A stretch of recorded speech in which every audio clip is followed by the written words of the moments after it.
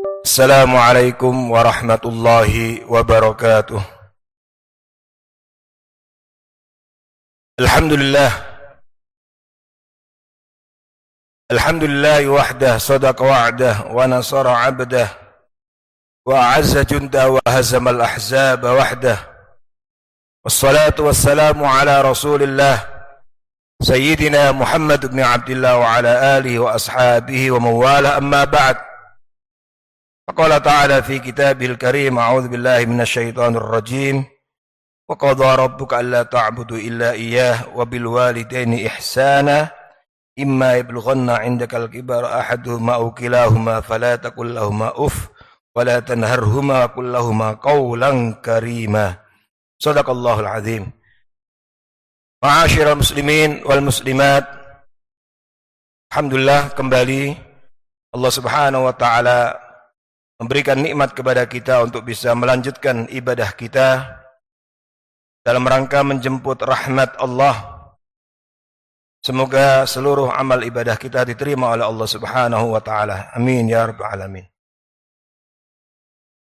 Kajian kitab Hadis Al-Adab Al-Mufrad karya Imam Bukhari, kali ini kita akan membahas tentang di antara sopan santun terhadap orang tua.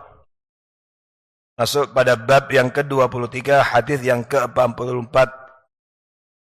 Sebuah tema yang tentu sangat penting untuk difahami oleh seluruh umat Muhammad sallallahu alaihi wasallam, khususnya ketika kita melihat hari-hari ini, dewasa ini, begitu banyak fenomena di sekitar kita yang menunjukkan bagaimana perilaku yang tidak sopan terhadap orang tua, bahkan sampai pada menjurus kepada penganiayaan, pembunuhan dan seterusnya.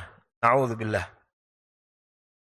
Hadis ini Imam Bukhari mendapatkan dari gurunya bernama Abu Rabi. Akhbarana Abu Rabi an Ismail ibn Zakaria qala haddatsana Hisham ibn Urwah an abihi aw ghairihi anna Aba Hurairah absara rajulaini. Hisham ibn Urwah mengabarkan dari kami, dari ayahnya Urwah atau selainnya, bahwa Abu Hurairah radhiyallahu an. Berarti hadis ini didapat oleh Al-Imam Bukhari dari gurunya yang kemudian bersambung sampai kepada sahabat Abu Hurairah radhiyallahu an. Seorang sahabat yang dari sisi kehidupannya bukan termasuk orang-orang yang terpandang, bukan orang kaya, bukan orang yang dengan tampilan fisik yang mempesona, tetapi namanya harum dan menempati ranking pertama dalam periwayatan hadis. Sehingga dalam banyak kitab hadis akan selalu kita temukan sosok dari Abu Hurairah radhiyallahu an, karena beliau ada dalam ranking pertama dalam periwayatan hadis. Beliau aslinya dari kabilah Daus. Kabilah Daus itu dekat dengan Habasyah, dekat Yaman sana, dan berkulit hitam. Tetapi spirit dan semangatnya menuntut ilmu luar biasa, meskipun masuk Islam belakangan, tapi akhirnya dalam urusan meriwayatkan hadis menempati ranking pertama, dan itu berarti andil dan kontribusinya dalam menjaga, mempertahankan dan merawat orisinalitas ajaran Islam sangat besar. Karena ketika seorang belajar hadis, mempelajari hadis, meriwayatkan hadis, itu berarti dengan sendirinya dia punya andil besar untuk merawat, menjaga asalah hadzal din, orisinalitas, validitas, kemurnian ajaran Islam. Dan inilah yang dilakukan oleh Abu Hurairah radhiyallahu an.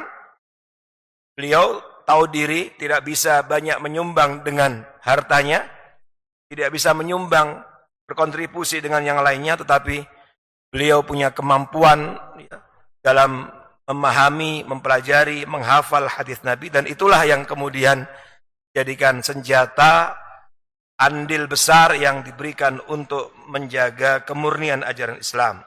5.374 hadis yang diriwayatkan tentu bukan jumlah yang sedikit, jumlah yang sangat besar. Karena beberapa kitab hadis, termasuk kitab Indo Hadis, jumlah hadisnya nggak sampai 5.000. Sunan Abi Dawud 4.800.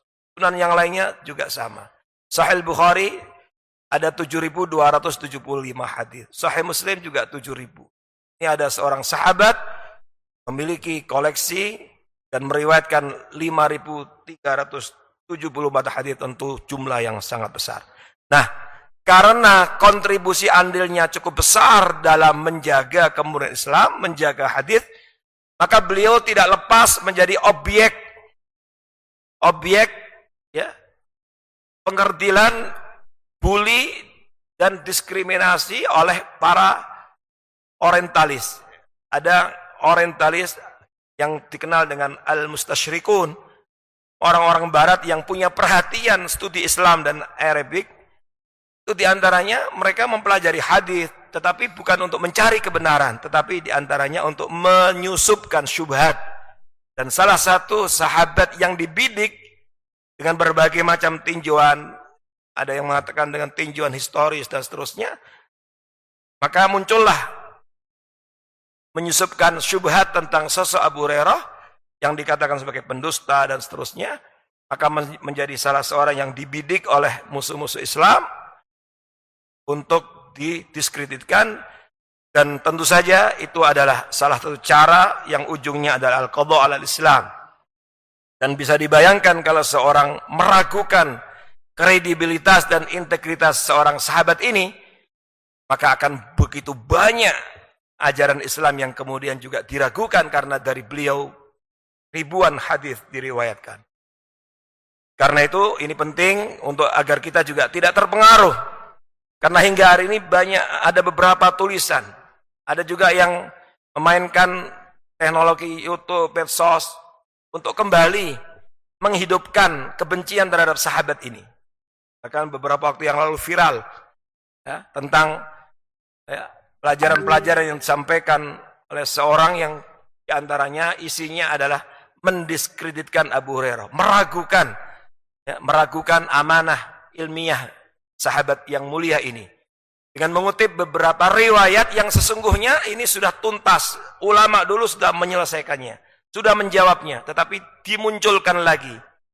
Bagi mereka yang kosong, blank, tidak memiliki latar belakang hadis, boleh jadi kagum, boleh jadi kemudian tertarik, dan kemudian muncullah keraguan terhadap integritas dan sosok sahabat yang mulia ini. Nah, inilah yang perlu kita perhatikan. Maka dahulu sudah diselesaikan, dijawab oleh para ulama. Ada satu buku yang sangat besar menjawab berbagai macam syubhat terhadap Abu Hurairah ini. Judulnya dalam bahasa Arab ditulis Ad-Difa' an Abi Hurairah, membela Abu Hurairah. Abu Hurairah radhiyallahu an meriwayatkan dalam hadis ini, beliau diriwayatkan absara rajulaini. Beliau pernah suatu ketika bertemu dengan dua orang laki-laki. Faqala li ahadihima, lalu beliau berkata kepada salah seorang di antara keduanya. Apa kata Abu Hurairah? Ma hadza minka. Tiba-tiba Abu Hurairah kayak ingat ini seorang. Ma hadza minka. Siapa ini? Apa hubungan orang ini denganmu? Karena ada dua orang. Yang satu kelihatan lebih muda, yang satu agak kelihatan lebih tua. Lalu seorang anak muda ini kemudian mengatakan, hadza abi. Oh, yang ini adalah ayahku. Ini adalah ayahku yang lebih sepuh ini. Faqala, lalu langsung Abu Hurairah teringat nasihat penting yang tentu saja diambil dari nasihat-nasihat Rasulullah SAW yang kemudian disampaikan kembali. Bagian dari salah satu sopan santun terhadap orang tua. Nah, boleh jadi saat itu memang Abu Hurairah mendapati ada perilaku anak muda ini yang kelihatannya kurang santun terhadap orang tuanya. Maka pertama Abu Hurairah menasihati, la tusammihi bismihi. Wahai anak muda, nak, jangan kamu panggil ayahmu dengan namanya. Karena mungkin saat itu anaknya manggil dengan namanya. Mungkin anaknya namanya, orang tuanya, ayahnya namanya Ahmad. Ya Ahmad. Atau namanya Utsman. Ya Utsman. Maka Abu Hurairah langsung mengingatkan. La tusammi bismi. Jangan kamu panggil ayahmu dengan namanya. Yang ini kemudian oleh para ulama diambil pelajaran agar memanggil orang tua itu dengan adab, dengan santun. Ya, Dan itu tentu saja tidak harus persis sama.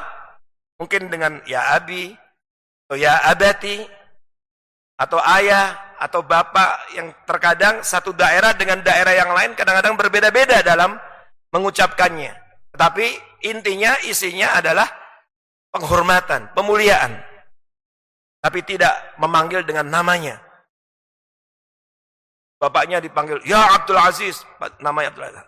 Atau ya siapa, tidak. Tetapi dipanggil dengan panggilan yang menunjukkan di situ ada sopan santun. Kemudian, wala tamshi amamah.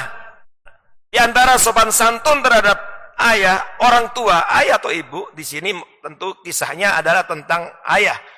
Tapi berlaku juga kedua orang tua. Apa? Wala tamshi amamah. Jangan kamu mendahului, berjalan di depannya. Ini enggak pantas. Enggak sopan. Kamu di depan, ayahmu di belakang. Atau naik sepeda didahului. Atau naik mobil salib. Atau naik motor juga didahului. Ini juga termasuk adab sopan santun terhadap orang tua. Bagaimana orang tua muliakan, didahulukan. Maka Abu Hurairah menasihati jangan berjalan di depannya. Itu tidak santun, tidak pantas. Wala tajlis qablah. Dan yang ketiga, jangan engkau duduk sebelum ia duduk. Jangan kamu duduk sebelum ia duduk. Kalau lagi berjalan atau lagi pergi bersama, maka jangan kamu duduk sebelum orang tuamu duduk terlebih dahulu. Nah, ini adalah 3 hal yang disampaikan oleh Abu Hurairah, pesan kepada si anak muda tadi ketika bersama dengan orang tuanya, yang tentu saja para ulama hadis kemudian menyampaikan sesungguhnya tidak dibatasi hanya pada 3 ini saja sopan santun terhadap orang tua. Abu Hurairah radhiyallahu anhu menyebutkan 3 hal ini ala sabil mithal al hasr. Ini sekedar contoh di antara sopan santun. Tapi tentu masih banyak yang lain. Misalnya, jangan makan mendahului orang tuamu makan. Kadang-kadang ada sajian menu-menu yang sudah dimasak, tapi tiba-tiba, apalagi kalau sampai dihabisi tidak tersisa buat orang tuanya. Jangan juga duduk di sebagian kita, tentu dianggap tidak sopan. Orang tua ada di bawah, dia duduk di atas misalnya. Itu juga ada nilai sopan santun yang juga perlu sampaikan. Juga bagaimana cara bersalaman dengan orang tua, bagaimana cara berbicara. Di antara para ulama mengajarkan adab kepada kita ketika berbicara dengan orang tua, jangan kemudian pandang matanya seakan melawan dan seterusnya, tetapi tundukkan pandanganmu.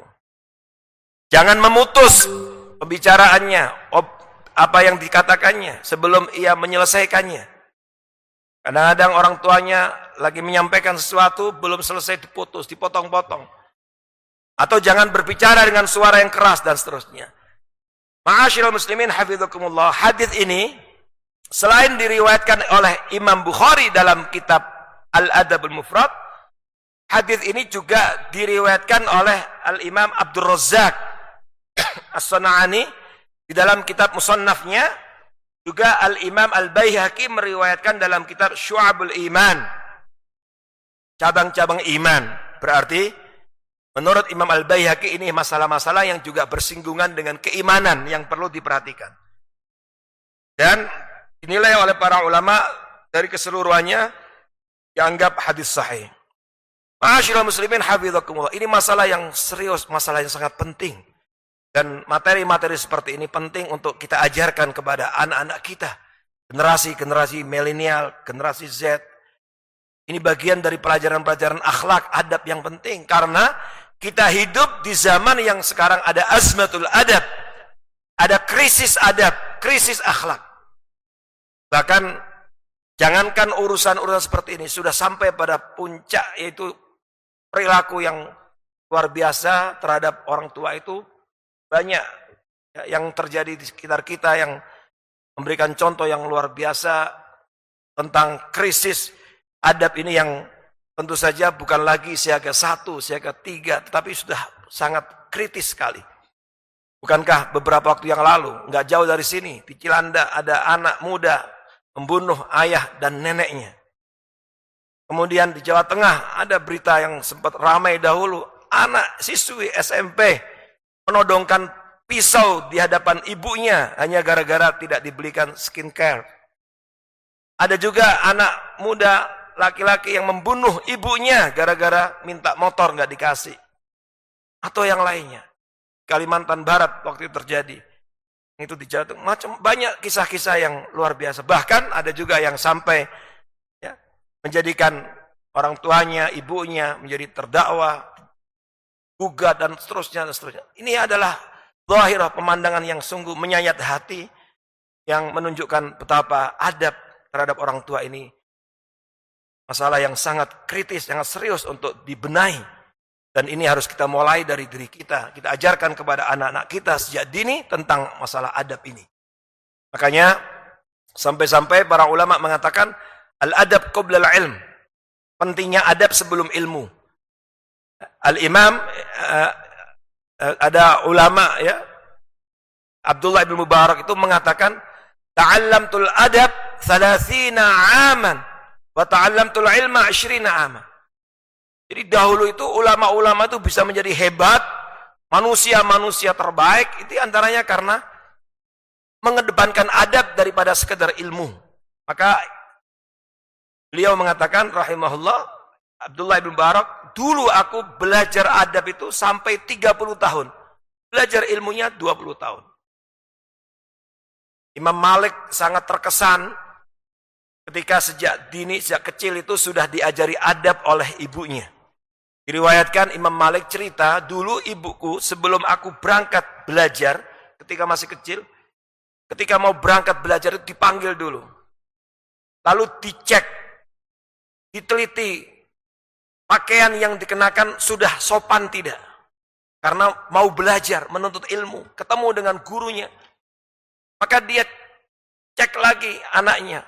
Apakah sudah tepat, sudah layak, sudah sopan pakaiannya. Nah, ini urusan pakaian juga menjadi hal yang penting.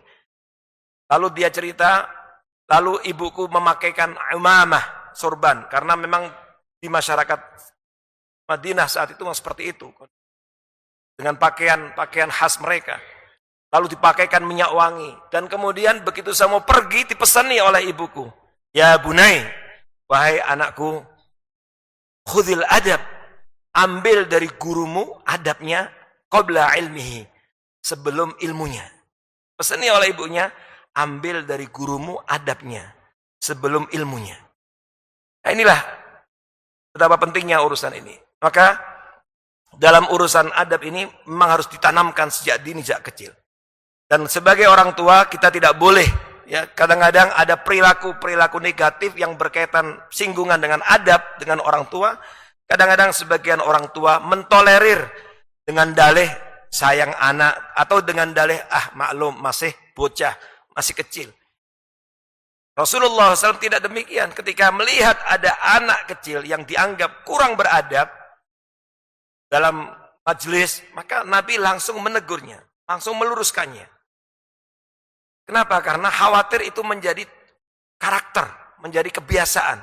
Dan sering orang tua kadang-kadang membiarkan perilaku-perilaku yang tidak baik, yang menjurus kepada hal yang kurang adab itu dengan dalih biasa namanya juga anak-anak.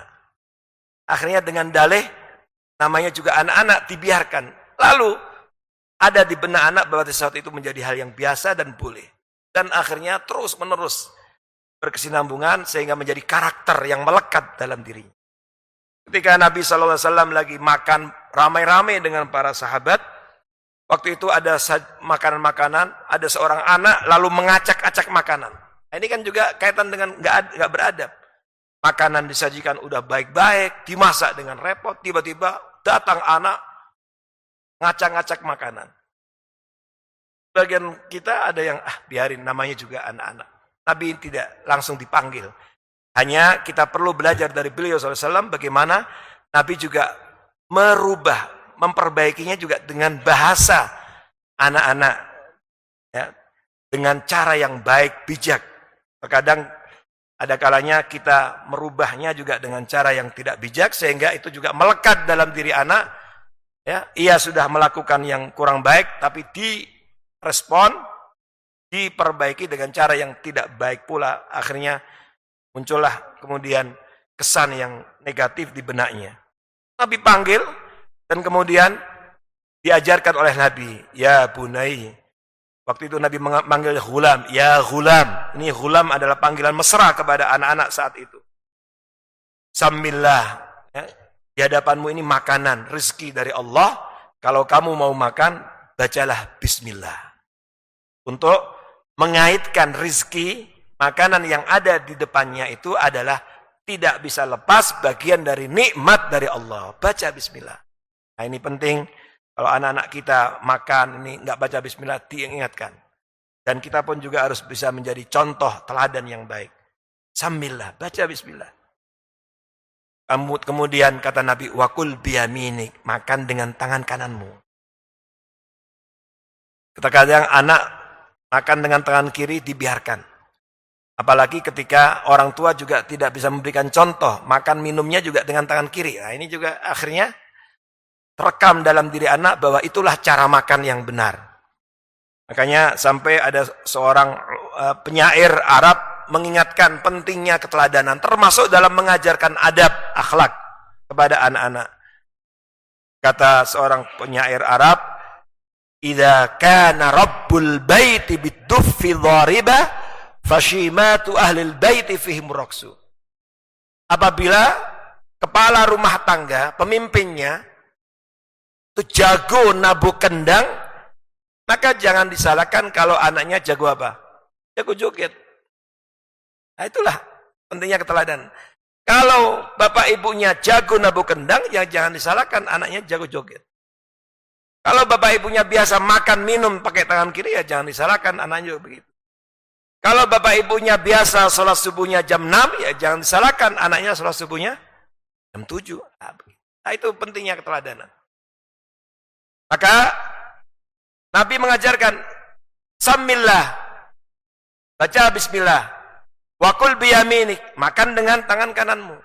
Yang ketiga, wakul mimma yalik, makan apa yang ada di depanmu. Yaitu mengajarkan rasa syukur. Syukurilah apa yang ada, jangan diacak-acak. Makan apa yang ada di depanmu. Nah inilah pentingnya mengajarkan adab, termasuk dalam urusan makan, adab minum. Dan dalam konteks ini adalah hal-hal yang sesungguhnya perlu sejak dini diajarkan kepada anak-anak kita. Dan kita lihat sekarang fenomena durhaka kepada orang tua, perlakuan yang negatif kepada orang tua itu luar biasa. Makanya pantas bahaya sekali seseorang ketika tidak diajarkan adab sejak dini dan kemudian ya, memperlakukan orang tuanya dengan perlakuan yang zalim dan seterusnya. Ini tentu akan menghalangi seseorang untuk masuk surga. Ada hadis yang lain, babani kata Nabi, ada 2 pintu yang akan disegerakan oleh Allah azabnya, dibayar cash and carry di dunia. Apa itu? Yang pertama adalah baghi, kezaliman, dan yang kedua uququl walidain. Ketika memperlakukan kedua orang tua dengan durhaka, dengan zalim, itu bayarannya cash and carry. Dunia itu akan diturunkan azabnya, na'udzubillah. Makanya di dalam hadis yang lain Rasulullah SAW mengingatkan suatu ketika Nabi naik mimbar, dan mimbar Nabi itu ada 3 tangga. Nah, mimbar itu ada 3 tangga. Suatu ketika Nabi naik mimbar, naik tangga yang pertama, tiba-tiba Nabi mengatakan amin. Lalu naik lagi tangga yang kedua, tiba-tiba Nabi mengatakan amin. Lalu naik lagi sumar taqo tsalitsah, tangga yang ketiga, tiba-tiba Nabi mengatakan amin. Maka para sahabat heran, kok nggak biasanya Nabi naik mimbar, kok tiba-tiba setiap tangganya mengatakan amin. Maka mereka penasaran dan bertanya kepada Nabi, ya Rasulullah, fama amanta. Ya Rasulullah, kenapa panjenengan tadi kok tiba-tiba mengatakan amin, amin, amin sampai 3 kali. Lalu Nabi SAW menjawab, menceritakan, Ja'ani Jibril. Tadi Jibril menemuiku, mendatangiku. Dan kemudian Jibril berdoa dan minta kepadaku untuk mengaminkan. Minta kepadaku untuk mengaminkan. Nah, coba bayangkan, ada enggak doa yang lebih mustajab dari ini? Yang berdoa Jibril, Sayyidul Malaikah, pemimpin para malaikat. Yang mengamini Imamul Muttaqin, imamnya orang bertakwa. Khatamun Nabiyyin, manusia terbaik, pemimpin para nabi, Rasulullah SAW. Maka ini bahaya sekali masalah ini. Apa itu? Yang pertama, kata Nabi, Raghima anfu rajulin. Kata Nabi menceritakan, Jibril, doa yang pertama, Jibril mengatakan, Raghima anfu rajulin. Ini doa keburukan. Semoga binasa, celaka, rugi. Siapa? Seseorang. Adraka Ramadan, thumman salakha falam yughfarlah. Nah, ini kita masih di bulan Syawal. Seseorang yang dipertemukan dengan Ramadan, sampai Ramadan itu selesai, pergi, masuk bulan Syawal seperti ini, falam yughfarlah, dia tidak mendapatkan pengampunan. Padahal harusnya puasa itu mendapatkan maghfirah, pengampunan.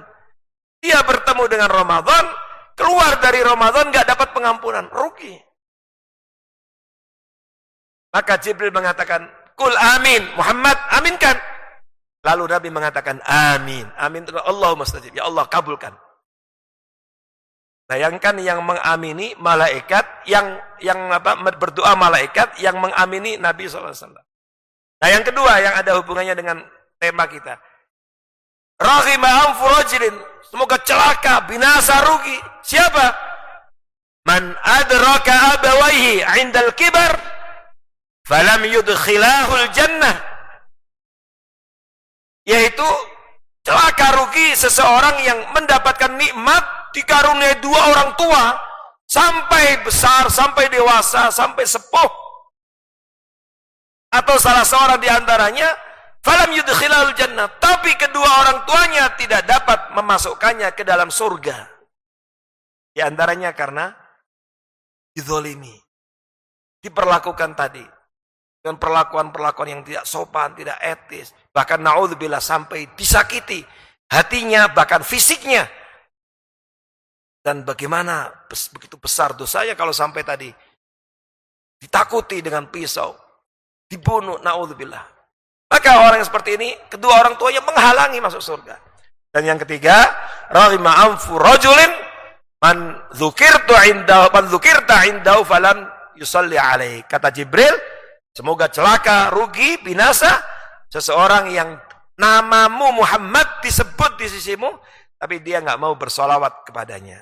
Maka setiap kali disebut nama Muhammad, kita mengucapkan sallallahu alaihi wasallam. Karena ketika kita tidak mau mendoakan Nabi seperti itu, maka itu juga didoakan oleh Jibril, rugi, celaka. Inilah Bapak Ibu Saudara sekalian, betapa masalah sopan santun, adab ini sesuatu yang sangat penting. Dan adab ini nggak bisa bim salah bim, abrak-dabrak, tetapi memang harus diajarkan sejak dini. Makanya pentingnya kita mengajarkan adab akhlak ini kepada anak-anak kita sejak dini. Pentingnya kita memastikan sekolah, tempat ya sekolahnya anak-anak kita, guru-gurunya, ustaz-ustazanya mengajarkan adab tentang ini. Adab yang baik, akhlak yang baik. Maka di sini penting memilihkan sekolah yang terbaik bagi anak-anak kita agar mereka menjadi anak-anak yang beradab. Tempat kuliah yang terbaik agar mereka menjadi orang-orang beradab. Banyak orang berilmu tapi tidak beradab. Maka penting selain berilmu, lebih penting lagi adalah beradab. Dan inilah yang dibutuhkan oleh Indonesia ini. Indonesia tidak kekurangan orang-orang ilmuwan, intelektual, orang-orang pintar, banyak sekali. Tapi yang lebih dibutuhkan dari itu adalah orang-orang yang beradab, yang punya akhlak, punya nurani. Dan inilah yang insya Allah akan membawa kepada kebaikan kehidupan kita, kebaikan kehidupan keluarga kita, kebaikan kehidupan ekonomi kita, juga kebaikan kehidupan bangsa dan negara kita. Barakallahu fikum. Semoga bermanfaat buat saya dan kita semuanya. Qulu qouli hadza astaghfirullahi wa lakum. Kita tutup dengan baca doa kafaratul majlis. Subhanakallahumma wa bihamdika asyhadu an la ilaha illa anta astaghfiruka wa atubu ilaik. Assalamualaikum warahmatullahi wabarakatuh.